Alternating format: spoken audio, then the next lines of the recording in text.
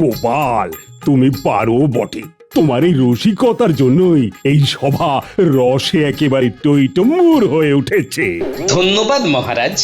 আসলে এই সভায় একজন বেরসিক আছে তো, তাই রসিক হয়ে আমাকে ওই ভারসাম্যটা বজায় রাখতে হয় আর কি। এই এই বেরসিক কাকে বললে? হ্যাঁ, কাকে বললে? যাকে বললাম সে ইতিমধ্যেই খেপে গেছে। সাধে কি আর বলে, ঠাকুর ঘরে কে, আমি তো কলা খাইনি। গোপাল, ভালো হচ্ছে না কিন্তু, বলে দিচ্ছি। আহ মন্ত্রী, তুমি শুধু শুধুই রেগে যাচ্ছ।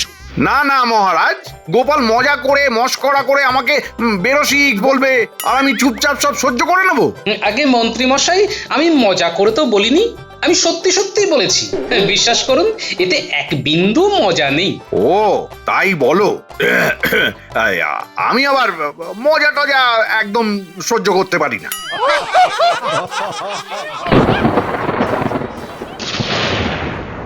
এই রে, মেঘ ডেকে উঠলো মনে হচ্ছে।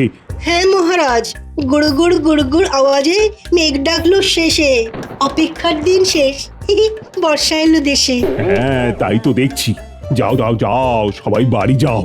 বৃষ্টি এই নামলো বলে আজকের মতো সভা এখানেই শেষ। বেশ বেশ, তবে যেন না কাটে কবিতার রেশ। সভাকবি তাড়াতাড়ি চলুন, না হলে বৃষ্টিতে ভিজবে মোদের রেশ।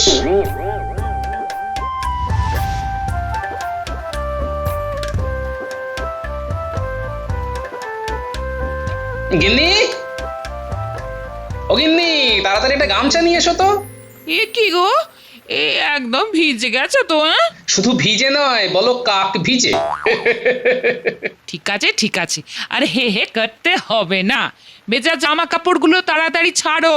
সে ছাড়ছি, কিন্তু বলছি যে পেটটা কেমন যেন ফাঁকা ফাঁকা লাগছে, বুঝলে?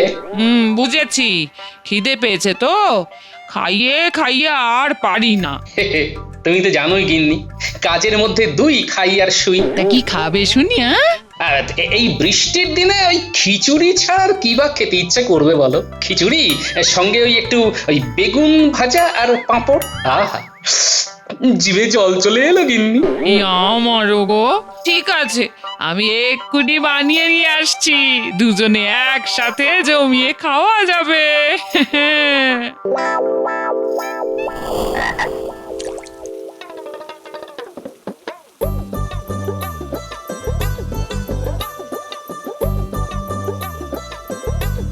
একটানা ঝমঝমিয়ে বৃষ্টি হয়েই যাচ্ছে। এই বৃষ্টি অনাসৃষ্টি করেই ছাড়বে বলে মনে হচ্ছে। এত বৃষ্টি হলে যে সবার কাজকর্ম বন্ধ হয়ে যাবে, এরকম একটানা বৃষ্টি জীবনে দেখিনি বাবা।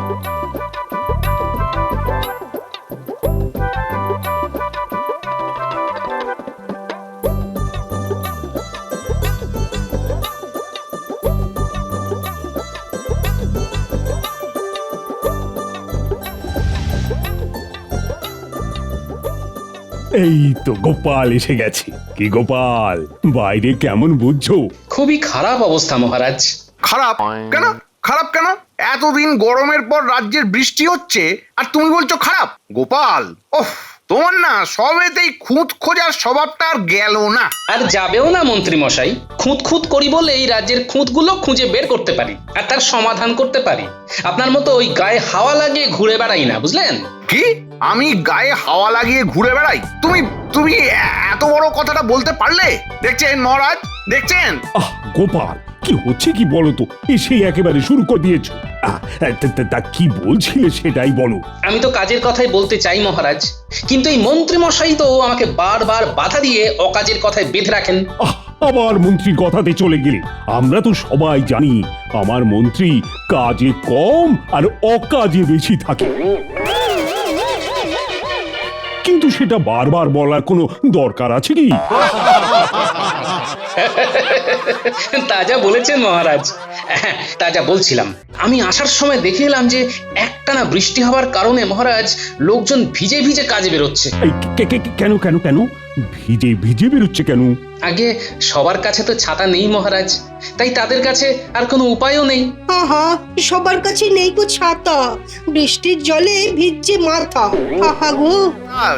এতে আর আমাদের করণীয় কি আছে? যার ছাতা নেই সে তো ভিজবেই। না না মন্ত্রী, এটা তুমি ঠিক কথা বললে না। রাজ্যের রাজা হিসেবে রাজ্যবাসীর সুবিধে অসুবিধে আমার দেখার তো অবশ্যই প্রয়োজন আছে। জানতাম মহারাজ, আপনি ঠিক এই কথাই বলবেন, আর আমাকেই এর উপায় খুঁজে বের করতে বলবেন।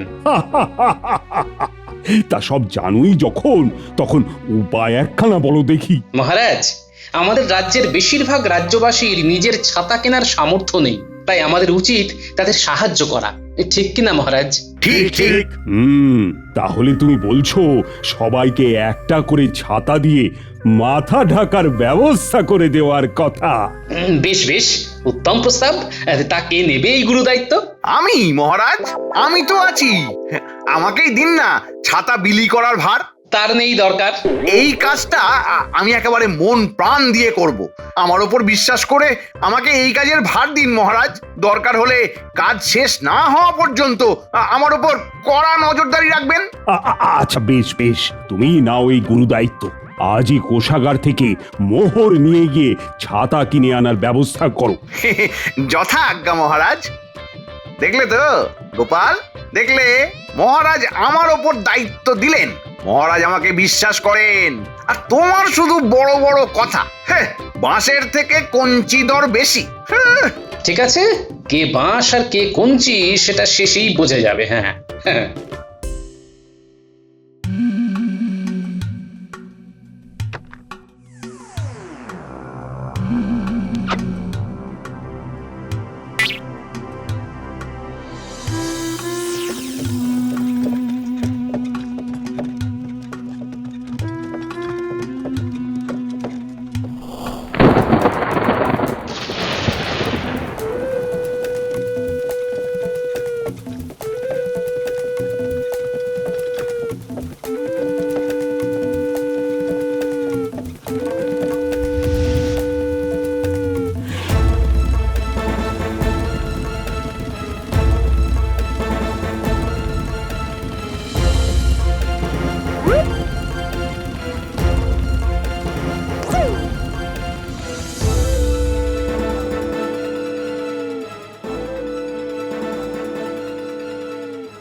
কি এ তো দেখছি সব ঠিকঠাক। মন্ত্রীমশাই হিসাবে কোনো গরমিল করলেন না, এটা কি করে সম্ভব? তাহলে কি মন্ত্রীমশাই সত্যি সত্যি সৎভাবে এই কাজ সম্পন্ন করবেন? দেখাই যাক।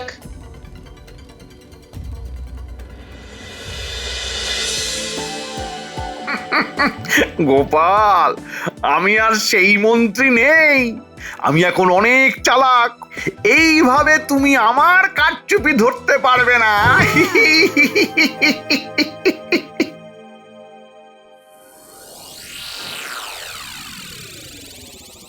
কি হে মন্ত্রী, সব ব্যবস্থা হয়ে গেছে তো? আগে হ্যাঁ মহারাজ, রাজ্যে কতজনকে ছাতা দিতে হবে সেই হিসাব করে রাজকোষ থেকে সেই মতো মোহর নিয়ে আমি সেই সংখ্যক ছাতা কিনে এনেছি। এবার গোপাল আমার নামে আর বদনাম দিতেই পারবে না। কি হে গোপাল, আরে মন্ত্রী বলছে কি? আগে মন্ত্রীমশাই ঠিকই বলছেন মহারাজ, এবার ভালোই ভালো সব ছাতা বিলি হলে হয়। হবে গোপাল, হবে, সব ছাতা বিলি হবে। তুমি কোনো চিন্তা করো না, কোনো চিন্তা করো না। বেশ বেশ, তাহলে রাজ্যে ঘোষণা করে দেওয়া হোক আগামীকাল সকাল থেকেই রাজসভায় ছাতা বিতরণ করা হবে। শোনো শোনো শোনো, একটানা বৃষ্টি হবার কারণে আগামীকাল সকাল থেকে রাজসভায় ছাতা বিতরণ করা হবে। যার ছাতা দরকার সে যেন কাল রাজসভায় গিয়ে রাজামশাইয়ের হাত থেকে ছাতা নিয়ে আসে। শোনো শোনো শোনো। বাহ বাহ বাবা বাবা, যাই বলো, রাজামশাই আমাদের যথেষ্ট খেয়াল রাখেন, আমাদের কখন কি দরকার সব খবর রাখেন। আরে রাখবেনই তো, আর খবর দেওয়ার জন্য আমাদের গোপাল দাদা তো আছেই। মনে হয় গোপাল দাদাই এই ছাতা বিতরণের বুদ্ধিটা রাজামশাইকে দিয়েছেন। গোপাল দাদু ছাড়া আর কেই বা বুদ্ধি দেবে?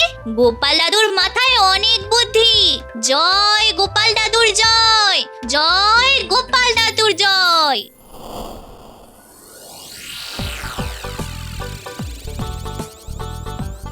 বাহ মন্ত্রী বাহ, সব কাজ গুছিয়ে করেছো দেখে না আমার খুব আনন্দ হচ্ছে। দেখবেন রাজামশাই, এই আনন্দ আবার নিরানন্দে না বদলে যায়।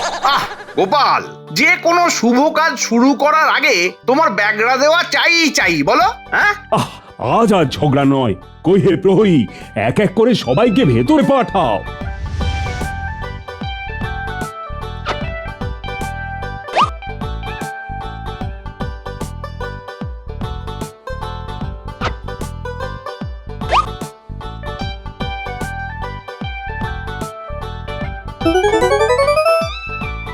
আচ্ছা, বাইরে আর কেউ আছে নাকি? আগে না মহারাজ, বাইরে আর কেউ নেই। সবাই পেল ছাতা, ঢাকবে এবার মাথা। কি গোপাল, আমার আজকের কাজে কোনো খুঁত খুঁজে পেলে নাকি? হ্যাঁ, আগে না মন্ত্রী মশাই। তাহলে শুধুই তুমি আমাকে সন্দেহ করেছিলে? হ্যাঁ গোপাল, আমাদের মন্ত্রী অতিশয় ভদ্র এবং গুণসম্পন্ন ব্যক্তিতে পরিণত হয়েছে। তাই তো দেখছি মহারাজ, মন্ত্রী মশাইয়ের খারাপ থেকে ভালোর দিকে হঠাৎ এমন বদল দেখে সত্যি খুব আনন্দ হচ্ছে মহারাজ। এই আনন্দ মুখে নিয়েই আজ বাড়ি ফিরো গোপাল। এই নাও আমি তোমার জন্য একটা ছাতা এনেছি। বাহ বাহ বাহ, তাই নাকি? শুধু তোমার জন্যই নয়, এই সভার সকলের জন্য একটা করে ছাতা রাখা আছে। আপনারা সবাই দয়া করে নিজেদের ছাতা গ্রহণ করুন।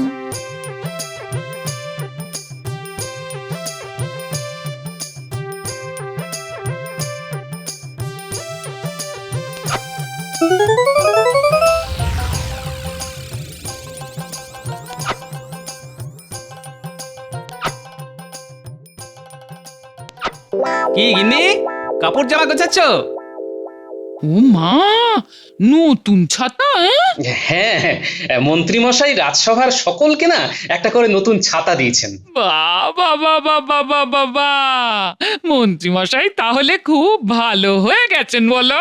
একটু বেশি ভালো হয়েছেন, আর সেখানেই তো গন্ডগোল। এ কি বলছো তুমি? আজকের এই ছাতা বিতরণী অনুষ্ঠানের দায়িত্বে মন্ত্রী মশাই তো ছিলেন, কই আজ তো কোনো গন্ডগোল হলো না? সেখানেই তো আসল গন্ডগোল গিন্নি।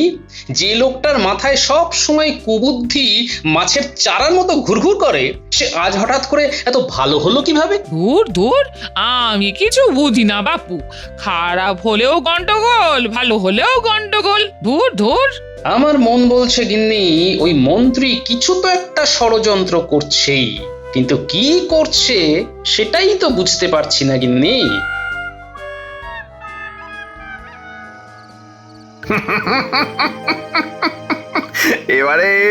এবারে এমন বুদ্ধি খাটিয়েছি না, গোপাল ধরতেই পারবে না কিচ্ছু। এই না হলে আমার বুদ্ধি।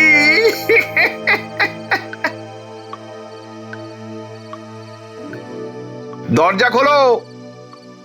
আরে মন্ত্রী মশাই, এত রাতে? ভেতরে আসুন, ভেতরে আসুন। না, আমি একটা গুরুত্বপূর্ণ কাজে এসেছি। তোমাদের বাড়িতে আজ কটা ছাতা এসেছে যেন? ওই তো মোট 3টে, আমার একটা, আমার গিন্নির একটা, আর আমার মেয়ের পুটির একটা। বেশ, এবার দাও 30টা রূপোর মোহর দাও। হ্যাঁ, 30টা রূপোর মোহর? কিন্তু কেন মন্ত্রী মশাই? মহারাজের ফরমান, এই দেখো।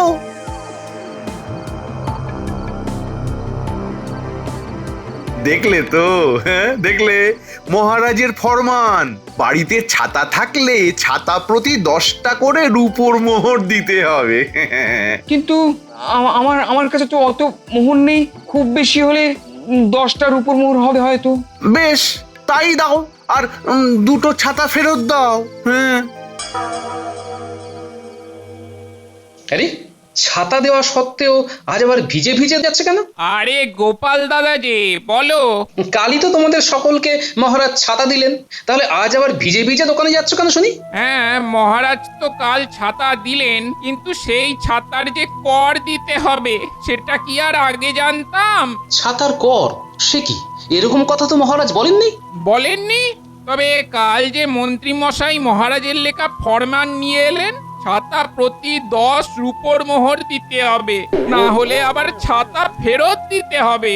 ওই ফরমান দেখে তো আমি মন্ত্রী মশাইকে ছাতাই ফেরত দিয়ে দিলাম। আচ্ছা, এইবার বুঝেছি মন্ত্রী মশাই তাহলে মনে মনে এই ফন্দি আঁটছিলেন। ঠিক আছে, আমি দেখছি।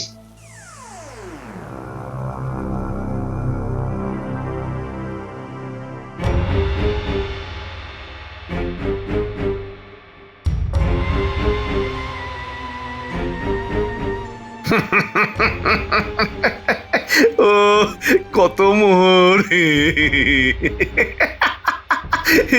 কত মোহর।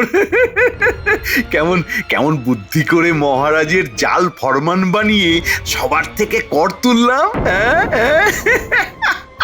আমার বুদ্ধির জবাব নেই।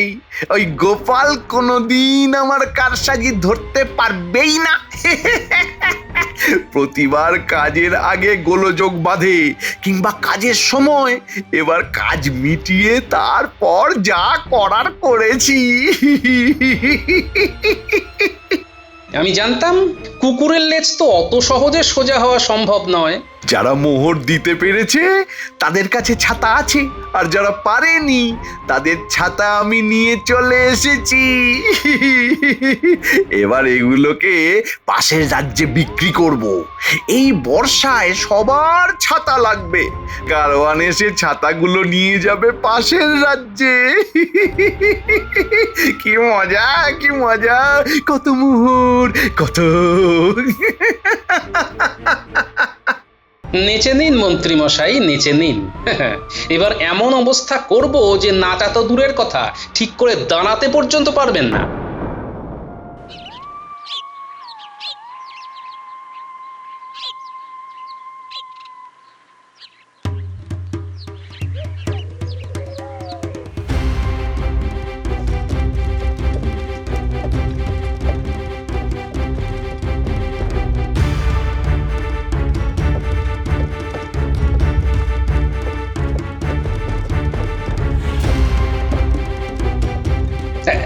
এই যে দাঁড়া দাঁড়া দাঁড়ো। যে গোপাল দাদা, তুমি কোথা থেকে আসছো? যে পাশের রাজ্য থেকে মন্ত্রী মশাই আসতে কয়েছিলেন, এই ছাতাগুলো নিয়ে গিয়ে আমাদের রাজ্যে বিক্রি করতে হবে। কিন্তু এই ছাতা তোমার রাজ্যে নিয়ে গেলে তো তুমি ফেঁসে যাবে ভাই। এই ছাতা তো রাজবাড়ি থেকে চুরি হওয়া ছাতা। মন্ত্রী মশাই তোমাকে ফাঁসাতে চাইছেন। বলো কি গোপাল দাদা, এই এখন আমি কি করব?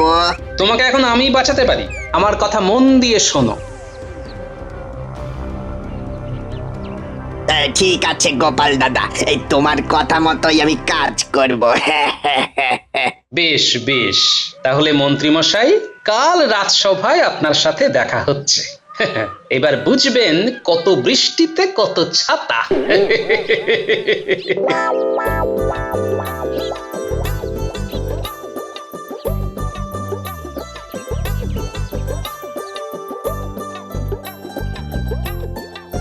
আরে আসুন আসুন মন্ত্রী মশাই আসুন। আপনারই তো অপেক্ষা করছিলাম আমরা সবাই মিলে। কি ব্যাপার গোপাল, আজ আসা মাত্রই এত খাতির করছো কেন? কেন আবার, আপনি এত বড় একটা কাজ করে ফেলেছেন, তাই আমরা সবাই খুব খুশি। হ্যাঁ মন্ত্রী, তাই তো আমরা সবাই মিলে তোমাকেও একটা ছাতা উপহার দিতে চাই। দিতে চাইলে আমার নিতে তো কোনো আপত্তি নেই। তবে এই জাতা ছাতা নয় মন্ত্রী মশাই, এটা বিশেষভাবে বলে কয়ে বানিয়ে আনা ছাতা। বাবা বাবা বাবা বাবা, আমার তো সব দিক থেকেই বেশ লাভ হচ্ছে। বাহ বাহ, অপূর্ব অপূর্ব, দারুণ দারুণ হয়েছে, অপূর্ব। এত বড় ছাতা যে আপনি কেন, আপনার আশেপাশের মাটি পর্যন্ত বৃষ্টির জলে ভিজবে না। হ্যাঁ মন্ত্রী, আমরা সবাই আজ ভীষণ খুশি, তাই আজ আর সভা বিশেষ হবে না। যাও যাও যাও, এই উপহারের ছাতা টাঙিয়ে তুমি বাড়ি চলে যাও, আজ তোমার ছুটি। তাই নাকি মহারাজ? ভালো কাজ করলে যে এত ভালোবাসা পাওয়া যায়, এটা আমি এই প্রথম উপলব্ধি করছি। একটু পরেই আরো অনেক কিছু উপলব্ধি করবেন মন্ত্রী মশাই। তাহলে যান মন্ত্রী মশাই, কাল দেখা হচ্ছে। আর হ্যাঁ, এই ছাতাটা টাঙিয়ে কিন্তু এখন বাড়ি ফিরবেন। হ্যাঁ হ্যাঁ গোপাল, উপহারের ছাতা বলে কথা। তাহলে আসি। হ্যাঁ, বাবা বাবা বাবা বাবা, আজকাল বেশ ভালোই কাটছে। এদিকেও সবাই খুশি আর ওদিকেও আমার ট্যাঙ্ক ভর্তি হচ্ছে। এখন এখন বাড়ি গিয়ে আরামসে একটা ঘুম দিই।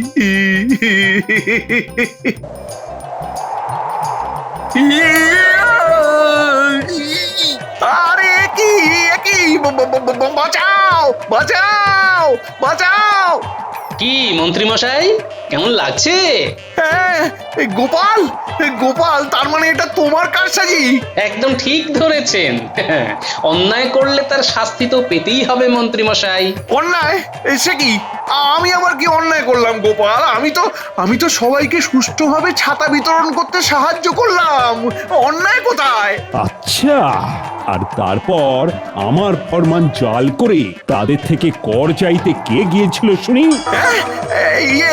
না, মানে আর কর দিতে না পারায় ছাতা কেড়ে নিয়ে পাশের রাজ্যে বিক্রি করার পরিকল্পনা কে করছিল? আরে কি কি উল্টো পাল্টা বলছো গোপাল? কি কি বলছো কি? উল্টো পাল্টা? গারোয়ান ভাই, এবারে এদিকে এসো তো।